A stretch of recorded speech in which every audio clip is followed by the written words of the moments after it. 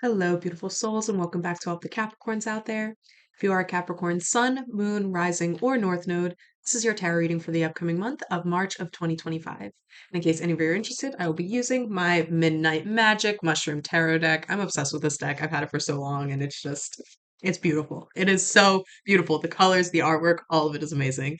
And I hope you guys love it as well. And P.S., I'm starting this at exactly 11:11 a.m. right now. So a little bit of extra magic for your reading today, Capricorn. So, with all of that said, let's see what you guys have in store for March.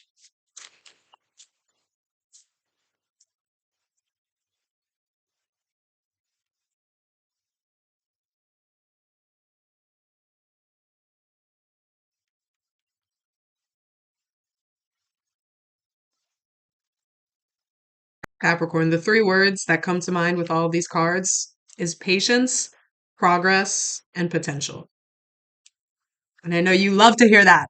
I know you love to hear that. So, first card that fell out is the Knight of Pentacles, which for me, immediately in my mind went, oh, patience and progress. So that's where the two came up. But then it still goes along with the rest of the spread as well.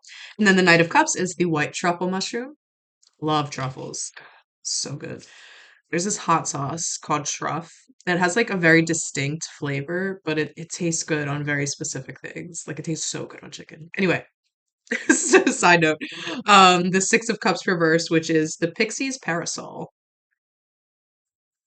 The Seven of Pentacles upright, the Dune Cup, Dune Cup. Shout out to Dune, the video game. Oh, that's Doom. And Dune is a movie. And I don't know. My mind is everywhere right now, which Capricorns, I know that's not your energy, but I hope you're enjoying it.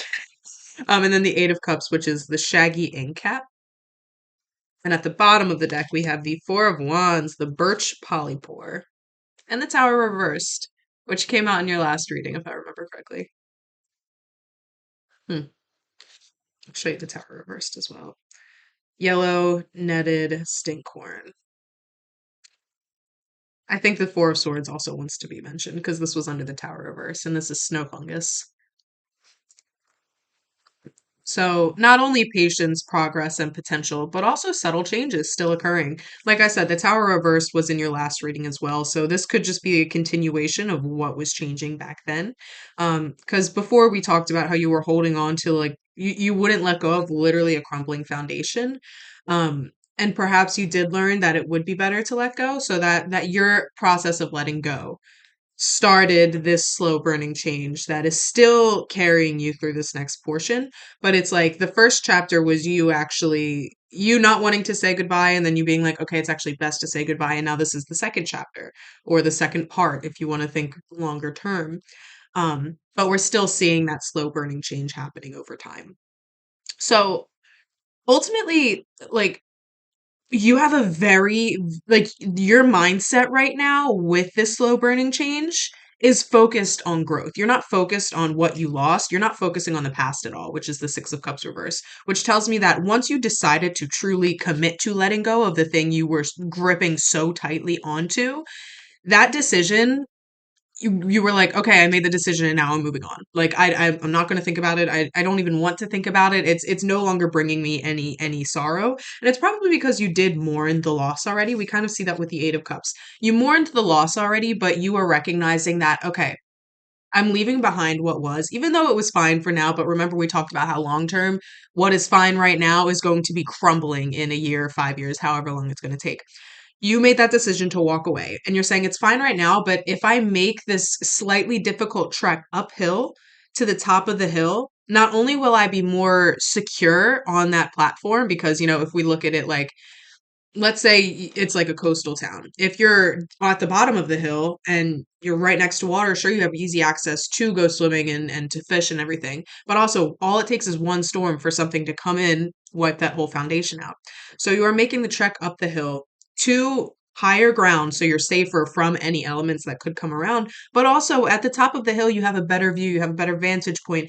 It's just the trek is worth the destination because you know what's waiting for you at the top of the hill is better than what could have been at the bottom of the hill. So that decision you made, you were like, okay, I made the decision. There's nothing left to mourn. There's nothing left to think about. There's nothing left to reminisce on because I'm focused on this journey now. I'm focused on my journey up the hill. And you recognize that you have put in a lot of hard work, even just to let go, even just to get in the mindset to be able to let go. Because the thing you're walking away from meant a lot to you. It's not like this is something that you're just like, nah, huh, whatever. This was your livelihood, whatever it was. It could be a literal house, it could be a job, it could be a relationship, it could just be your own like personal, like self view, even.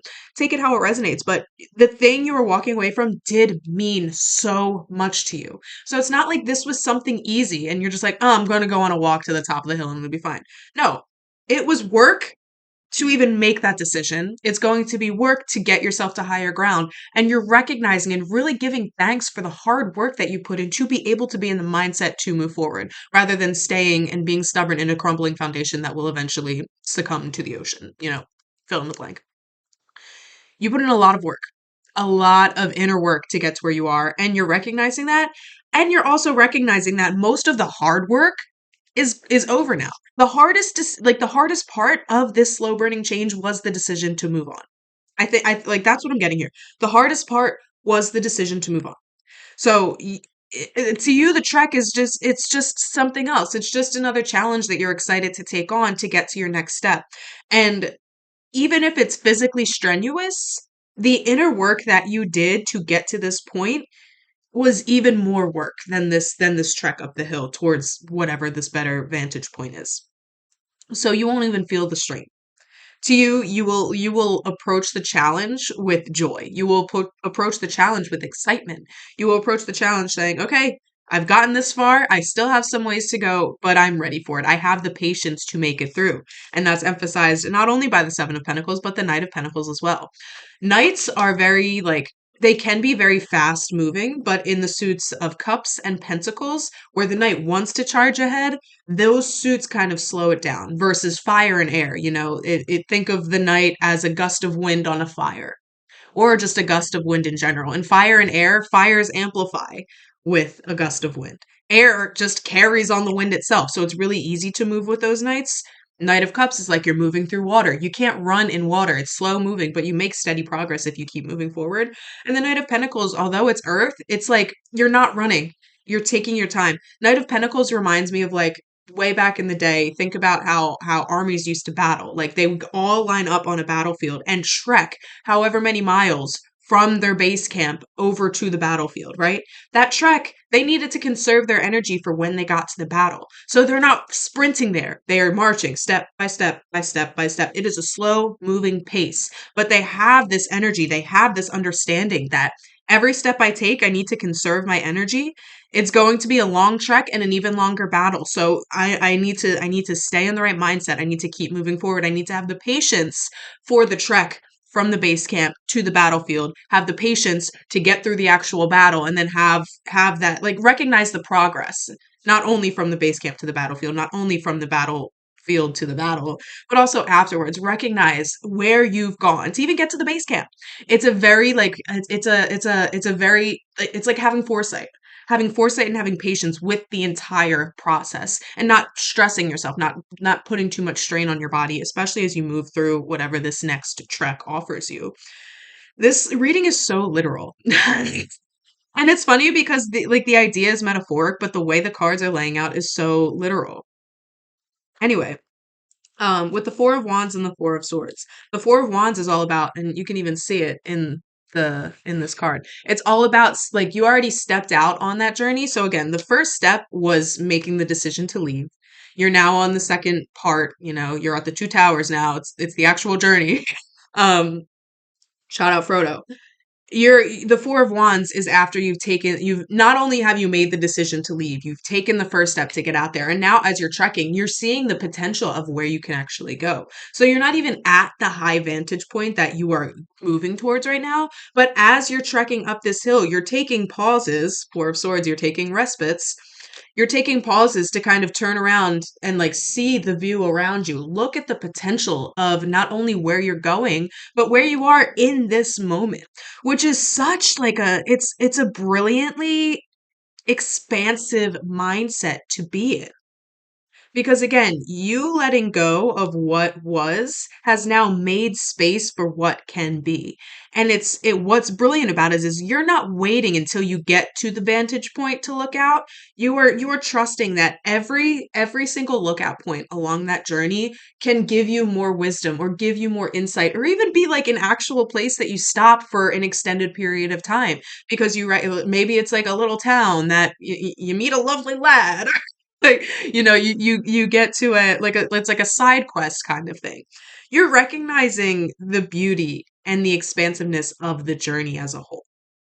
That's what the Four of Wands represents. And in the meantime, throughout the whole process with the Four of Swords is all about getting rest along the journey. So you're also prioritizing your need for physical vitality. Like everything right now is just like you understand that this could be something that lasts a long time until you get to where you're going. And you're taking advantage of every single stop along the way. You're keeping yourself healthy enough that you can make the trek. If you wanted to do it in a day, you could, but you know that there's no benefit in rushing the process. You know that step by step, day by day, there's going to be something new. There's going to be some other potential that you can look out and see along your journey upward. And you're really taking advantage of it all. It's such an expansive place to be. And it's exactly where you need to be in order to reap the full benefits. Oh, I just spit a little. Reap the full benefits of what this journey is able to offer you. So that by the time you do make it up to the very, very top point of this, I thought I saw a piece of hair. That was weird. At the very top point of this mountain, by the time you make it up there, you have knickknacks, you have wisdom, you have friendships, you have relationships that will sustain you up here rather than you just sprinting to the top by yourself and getting up there and being like, well, now what? No, you have opportunity. You have things in your knapsack once you get up to the top. So you'll know once you get up there, you're like, all right, this is what I'm going to like. It'll be immediately into action. And it's brilliant. It's brilliant. And it's so interesting that like Capricorn, you aren't usually ones to reminisce, but the Six of Cups reverse was just like, I don't have time for that. That like you're not even feeling some type of way about it. You're just like, it's a decision I made and I'm moving on, which again is such a healthy mindset, Capricorn. Oh, I love this reading, especially after last month's. Last month's it was like so much heartache and like holding on to what won't serve you. And this month it's like, all right, well, what's next? What's next? And it's so exciting. It's really exciting to see. So these cards flew out of the deck. Let me make some more space. Interesting. Ah, very interesting. So like I said, they flew out. Um, the first three cards I saw were the Knight of Swords, which is the zombie ant fungus, hardcore. The Knight of Cups reverse, the purple Lasaria. I don't know how to pronounce that one. So three knights. The only one we're missing is the Knight of Wands. Interesting. We have the Ten of Swords, Anemone Stinkhorn. Shout out Nemo. The Six of Wands, which is the Reg Santrell. I don't know how to pronounce that word, but I know that I've eaten the mushroom. And then to top it all off, we have the World with the honey mushroom. Oh, it also has the scientific name on here, but I won't make you guys listen to me struggle to pronounce this. Then at the bottom of the deck, we have the Queen of Pentacles reverse and the Page of Swords upright and the Star. I'll show you. And the Ace of Cups. Shut up. And the Emperor. Holy, and the Magician! Capricorn! What freaking you alchemized. You guys have alchemized. The Star, the Ace of Cups, the Emperor, and the Magician all coming out one by one by one by one. And the Magician. Like, I think that's why once you made the decision to let go and move on, that's why it felt really easy to let go. Well, once you made the decision, it felt easy to move on because there's a part of you that knows whatever is next is even better than what has been, which is exactly what I told you in the last reading. But I get we all need a process. But with all that said, so the Ten of Swords can denote exhaustion, which is why I want to emphasize again the Four of Swords that came out first, the need for rest along the journey. The Ten of Swords can talk about exhaustion, but it's also the end of a cycle that's been like keeping you down and just making you feel exhausted and overwhelmed and overthinking. And it in the Rider Waite deck, it shows a man laying on the ground with 10 swords stabbed in his back, and it's like pitch black, but there's a sliver, just like a tiny, tiny, tiny, tiny sliver of light on the horizon, which means the sun is coming back up. You're not going to be stuck on the ground with 10 swords in your back forever. But right now, you need to recognize how much this prior cycle has beat you up and really take care of your body to get back to that, which we already kind of talked about. You are doing what you need to do to get the rest to keep yourself um to keep your vitality up. But I think that just wants to be emphasized is and part of what wants to be emphasized with that is the idea that it's okay to feel defeated or sad about having to leave. Because I think some of you are going to be coming through with that mindset where it almost feels like you're giving up on some sort of dream that you had. And you wanted to make it work so bad, this thing you're leaving behind. You wanted to make it work so bad, but ultimately it wasn't in the cards. And so there's a part of you that's disappointed in yourself, which I think that's what's represented about with the Ten of Swords. There's a part of you that's disappointed in yourself for having to leave this thing behind and never actually how it never actually got off the ground in the way that you wanted it to. But and you're moving away from that mindset. So it's not even like I have to say I have to advise you to release that. It's something you're moving away from, especially with the Knight of Swords right after. You're quickly moving away from that mindset. But the emphasis here is the acknowledgement of that, the acknowledgement of how much you may have beat yourself up with disappointment and caused that exhaustion and felt burnt out because of it. And you're not burnt out because of the work that it took to even build that unstable foundation. You're burnt out because you never got the chance to actually stabilize it. So just be kind to yourself. And again, recognize that that foundation was never meant to be stable. That foundation was here to teach you a lesson about letting go of things, even after we've put in a lot of work to get it to where it was, and recognizing that maybe that's as far as the potential can bring it. So I need to let go of that in order to get to that higher ground to have this ultimate potential. And that's the lesson here. I think whatever this thing was, and again, work, relationship, personal mindset, personal goal, whatever it may be, whatever this thing was that you are leaving behind, it was never truly meant to be the thing that carries you through the rest of your life or carries you to success or carries you to whatever. It was meant to be something that provided a lesson in letting go and still being proud of the work you put in to make that what it was, rather than beating yourself up for recognizing it is time to move on. Because moving on is offering you celebration. The Six of Wands and the Rider Waite, it shows a dude riding on horseback carrying like a wreath on his wand. And everybody's like, it's like surrounded by crowds of people. Everyone's cheering. They're like, oh, yeah. So it's like a homecoming in a way. Like how we talked about the knights going off to battle. The Six of Wands is like the knights coming back home and being celebrated by like their loved ones in the town, being celebrated for coming home for the victory for whatever it is. This is victory. This is celebration. This is not only celebration, but being recognized and celebrated. So it's like you just have to show up and people will recognize that. Not only that, completion of the completion of this cycle of exhaustion, but also completion of like your ultimate manifestations. Sorry, Nelly has gotten over here, so my mind is starting to go adrift. Go on your perch, baby girl. Say hi. There you go. Um, all you have to do is take the journey and again, take each step of the journey for what it can offer you because there's a lot that each part of the journey can offer you. Don't skip the side missions. Don't skip the side missions because they're vital to the main story that you're going to get at the top of the hill. And again, they will help you find this completion once you do make it to the top. Can we just acknowledge the world, the star, the emperor, the magician, the ace of cups as well? So not only are we completing cycles and gaining abundance and manifestations that we've been waiting for. But there's also a start of a new cycle that will offer emotional fulfillment and emotional connection and spiritual connection too. And that's also emphasized by the star. Spiritual connection, creative connection to what is awaiting you at the top of this hill. So I feel like this message is literally just reassurance for you, Capricorn. Like you made the decision, and if this is the top of the hill and this is like your crumbling foundation that you left, you're only like here on the journey. There's still a long way. You're like, if anything, 10% done.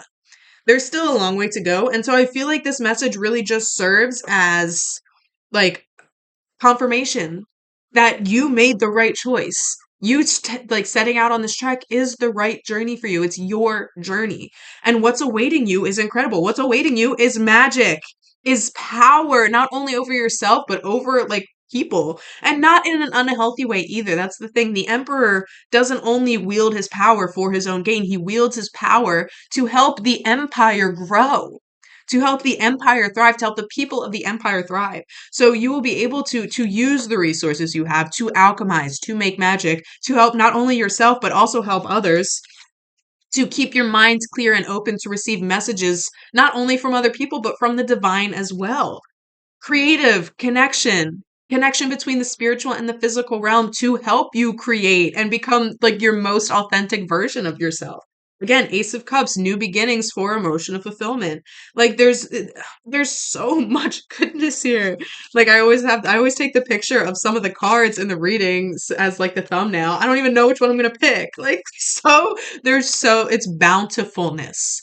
It's truly bountifulness. It's starting and ending cycles. It's finding your personal power. It's recognizing the potential of everything you see and everyone you meet along the journey. And how not only can the people you meet help you, especially once you get to help you get to the top and then help you once you get to the top as well, you're also able to help them in some sort of fashion. And again, I'm going to bring the metaphor of side missions, like the side quests. There's always a mutual exchange. You might have to do a little bit of work for them, but they will give you food. They will give you money. They will give you knowledge you need for the next quest. There's always a mutual exchange there. So it's not like you are taking advantage of or being taken advantage of. You're really coming at a point of like mutual respect, mutual vitality, mutual connection, mutual trade.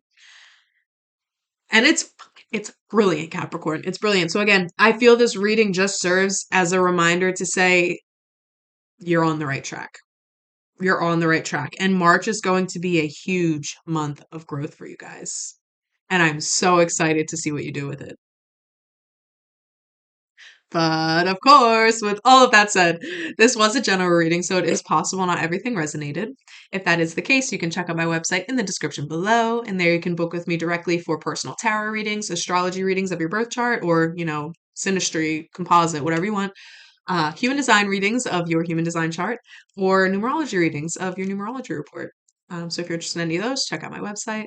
If you did like this reading at all, leave me a like and leave me a comment and let me know how it resonated. And of course, we do this every single month for all of the signs. So if you're interested in getting your forecast for the month ahead according to the tarot cards, go ahead and subscribe to my channel. I would love, love, love to have you guys here in the future. Oh, Capricorn, you deserve this reading, especially after last month. What is coming is better than what has gone. What is coming is better than what has gone. What is coming is better than what has gone. Can I get a hell yeah? Oh my god, I'm so excited for you guys. Until next time.